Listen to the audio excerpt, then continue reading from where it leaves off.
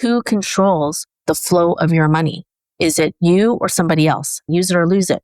It's like, if you are not putting your own money to work, someone else will. The banks will use your money to grow their bottom line. Welcome to the WinEH podcast. This show is focused on empowering ranchers. Whether you're a seasoned rancher or just getting started, we'll guide you on how to use the infinite banking concept as an alternative way to finance your operations. It's a better way to think about money. Join us as we discuss planning for the future, attracting the next generation, and the art of keeping more money within the family. Here's your hosts, Winnie and Lacy.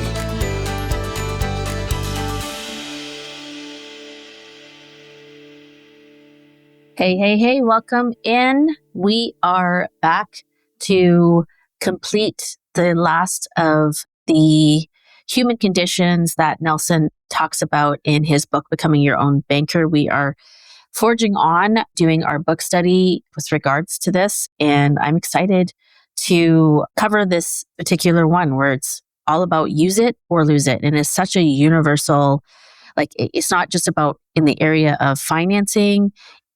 It's like really translatable to all of life, I really feel. Oh, 100%. It's like if you haven't been on a bicycle for years, I guess there's that saying like, oh, it's like riding a bike, you never forget. But if it's riding horses or barrel racing or roping or whatever it might be, if you haven't done it for a while, you lose it, right? Yep, absolutely. It like speaking a language. It does slowly come back to you, as you know, but you do end up losing a lot of momentum, definitely. So one of the first things, it's on page 35 of the 5th edition that we're talking about. And for it being so short, like it's literally a page, but I just love it because it's the page is so rich with meaning and it's inspirational. And yet it's almost like, a smack in the butt and inspirational at the same time. Yeah, totally. And, just like it's dripped throughout the book, Nelson starts off this section with scripture. And so Mark 4:25, he talks about, or in the Bible, it says, whoever has will be given more. Whoever does not have, even what they have will be taken from them. And so this is a great analogy and scripture to reference because, to go along with the use it or lose it. And it is like a slap on the hand, and it's like anything. But you can say hand. Yeah, it's like anything. Let's just use finances because that's what we talk about all the time. Every Friday morning, Winnie and I meet and another team member sometimes too. And it's not necessarily a meeting, but it is an accountability session and we work on our personal finances, bookkeeping, like whatever maybe needs to be done. And so, but if you miss one of those sessions, guess what? Like, what are the chances that you actually set that hour aside to do what we were going to do in that session? Like if I miss a session, it's kind of like pulling teeth to take back that hour somewhere else in the day. And so this is no difference. And when we talk about Mark 4:25 and how can it be applied to what we're talking about, when a farmer takes control of their finances using IBC, they're doing exactly what this verse encourages. You're not handing over control to the banks, the government, or the outside lenders. Instead, you're choosing to learn a new way of thinking and one that builds financial independence and long-term legacy. So the farmer who has the following, so like knowledge, tools, and a new way of thinking that are gained from Nelson's book and mindset shift and uses it. That's the key here. The farmer who has this knowledge and uses it will be given more. But more of what? More control, more wealth, and more freedom. And it's kind of, it's use it or lose it kind of interweaves so much of the other pieces around overcoming human nature, which Nelson really starts to sort of sum it up here. It's, use it and lose it, the rival syndrome, Parkinson's law, Willie Sutton's law, all of those pieces. If it we always say like, choose your heart. If you use it, it's hard. If you don't use it, it's also hard, right? Because it has all those other impacts. So one just has different benefits than the other. And I love the analogy he also uses. Nelson said, it's like recognizing the fact that you have a body, that if you don't actually clean it, well then, like if you don't brush your teeth are going to rot, right? Yeah. And the other pieces that he was also talking about here, he kind of brings it back in and he mentions it in a few other places in the book, including under basic teachings and in the section that starts off with creating your own banking system through dividend paying life insurance. But he also comes back to it and mentions the whole concept of economic value added, also known as EVA. And again, it's not a term that we use on a day-to-day level. So essentially, he just says, it's just recognizing the fact that your own capital has a cost of money as well as which has been borrowed from the banks. And so the more that you integrate and use it, like, so if you're a person who's already, you got started, you like the idea, but you're not quite settled into it because you're still in the process of being reminded that this is actually a lifestyle. The infinite banking concept is a mindset and it is a lifestyle. So you have to use your policies to finance your life. But the thing that we constantly have to overcome, and he's talking about it here, even at our own like infinite banking think tanks, people who are relatively new as advisors practicing this, right? They also must overcome their own, their own syndrome of the thought process around being caught up that this is a function of interest rates because it's been so ingrained in us, right? Like, why should we do this? Like, why should we borrow from ourselves when the policy loan interest rate is like XYZ, right? Because every policy loan interest rate is different from company to company. So there's no point in stating what it is because it changes. Right. But it doesn't actually matter.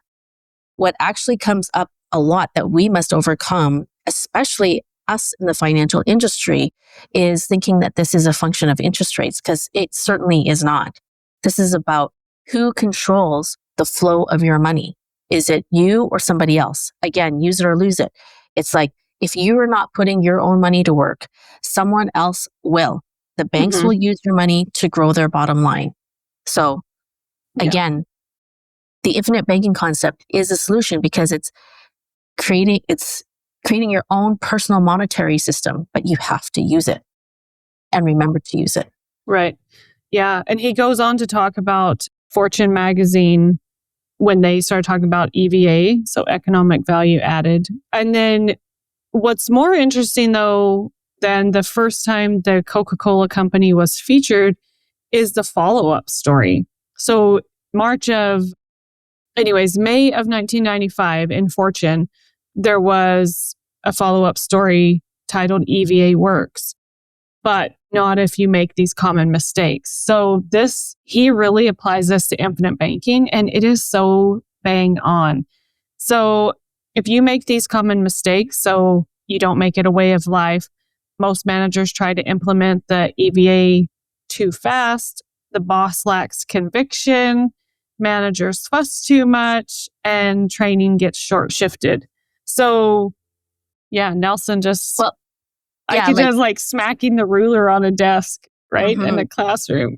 Yeah. Well, the last point, training gets short. Well, actually, I'm not, it's kind of almost seems like a spelling mistake because I'm not sure if shrift is a word, but maybe you guys can let me know. But I think the point that he's trying to make there is that if you don't actually take the time to learn how this works for yourself, or what's the best way to integrate it into your life, or not going to coaching and getting the coaching that you need to integrate this into the best way of your life. Like I can tell you, and I'm sure many of you out there, especially if you've had coaching and you've actually accepted the coaching and were coachable, you know that your life is better off for it, right? And so it's the same thing here. It's if you're going to integrate this into your life or you already have set this up in your life and you are not using it, make sure that you keep listening, right? Because every podcast that we do is going to drip onto you so that it can help you to inspire you to continue to use this in your life for sure. Yeah. What else do we want to add to this? Yeah. So in going back to the scripture that was referenced, what happens if we don't use it? So the next part of that scripture is, for the one who has not, even what he has will be taken away. So this reflects the danger of doing nothing. So continuing to do what we're currently doing in our finances. So there's 3 points here. Can you just continue to rely on conventional loans, for one? Letting the banks profit off of your cash flow. So whenever you're paying interest to the banks, they're profiting off of that. And missing opportunities because of fear or misunderstanding. So this one's huge. So missing opportunities. So when we're talking farming or ranching, what comes to my mind is, what if that piece of land comes for sale and you've missed the opportunity because the bank won't give you the money? What if you could have been building something inside of a policy that would allow you to self-finance that land? That's one thing that comes to my mind. And I know, like, even for us, we have 3 kids. They're young. We don't know what they're going to do when they grow up. But it is on our mind. Okay, well, what if at least one of them wants to continue on? Okay, what's that going to look like? And so you don't want to miss those opportunities, because once they're gone, they're gone. And so even the hard-earned money that you do have slips away to interest, to taxes, and outside control. So that's huge. For me, that's huge. Outside control. So I'm putting in the time, I'm working hard, I'm busting my hump to earn this money, but I'm not controlling it. Let that sink in. Or, as Jesus said in this verse, it's taken away. Mm-hmm. And so it's really like asking yourself, does it hurt enough for you to do something about it? And I would even go further with that, because just listening to the last few moments of what you've been sharing, Lacy, is that every little step counts in terms of either moving you closer or further away from dealing with being able to take advantage of an opportunity, but also being able to cope with life's financial hiccups, storms, right? All of those pieces, right? Now, if we think back on, I don't know how many times we've had conversations with ranchers and farmers who really wanted to take on an opportunity of land somewhere close by, because it would just, it would just elevate, it would just make things better, easier, all of these things, right? And couldn't, for a variety of reasons, because the qualification process with their bank didn't quite make the cut. But it did the year before and it was fine. But rules have changed this year, right? Things are a little bit more tight, more conservative. So again, being at the mercy of someone else's rules, terms, and conditions. Again, if you don't take the time to use the ability to personally elevate yourself, it becomes even more painful, because now you know about this. You cannot unknow about this now. So even further to that, sometimes ignorance is bliss. Mm-hmm. Yeah. So if now that you know about that, this is an actual option, that things could actually be better.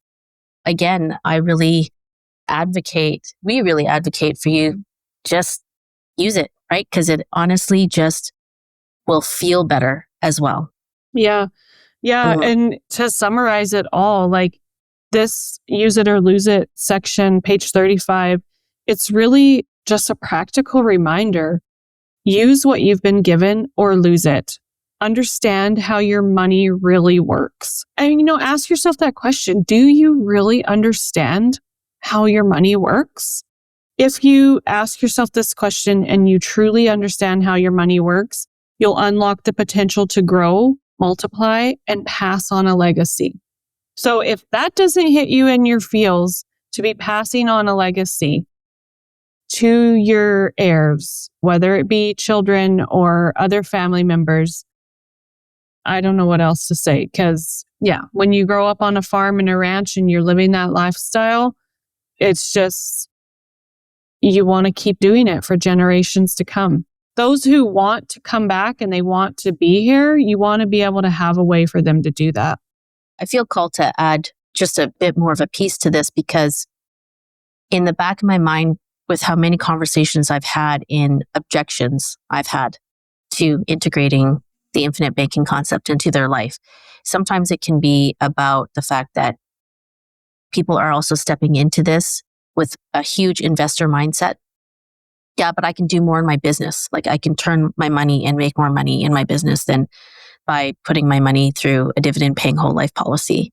But I can follow someone at Primerica or Investors Group and do so much better with them. Right? And again, it comes back to, you got to let go of the arrival syndrome and be open, because this has nothing to do with investing. In fact, it doesn't say anywhere in this book that you shouldn't invest. Right. In fact, what it's really saying here is that when you use it, you're just multiplying the use of your dollars even more. You're putting your money to work if you put it back in your business. You're putting your money to work if you hope your money's going to grow inside the business. You hope your money's going to grow inside the marketplace. But you can actually do two things with $1 here. Yeah. And then, this brings up another analogy for me. Oftentimes when people come to us, they're frustrated in their finances, or frustrated in like the wealth building, or building. Frustrated with the banks. Frustrated with the banks, worried about not having enough in their passive income years. So it reminds me of something my dad always taught me when riding horses. Frustration comes when you get to the end of your knowledge with your horse and what to do. And I often remember that and apply it to several different aspects of my life. I mean, yes, especially when I'm riding horses, but if you're frustrated in your finances or in your legacy planning or with the banks, just know or consider you might be at the end of your knowledge. And so looking at something else, this is the time to do that. Whether this is what resonates with you, I don't know. But you don't know either until you look into it. So in order to look into it, what might one do, Lacy? Yeah, so all the way until December, we have a really cool webinar series that we are running every other week. It's at noon hour, so I know that most of you farmers and ranchers come inside at 12 o'clock for lunch because we're scheduled that way. And so every other week, you can join us for your lunch hour and hear what I think is a really cool story of a ranching family and learn about farming without the bank and infinite banking. So head over to our website, rancherway.com. You will find the link there to register for the webinar series, and you'll also be able to purchase the book there too, because the journey starts with the book as well. So rancherway.com, go over to Apple or Spotify and leave us a 5-star review. Thank you for listening. We appreciate you. So glad you leaned in with us on the WinEH podcast. We truly hope you're feeling more informed and empowered to take another step towards optimizing your financial life. Right now, make sure you hit subscribe so you can keep growing and learning with us. Until next time, we wish you prosperity in every area of your life.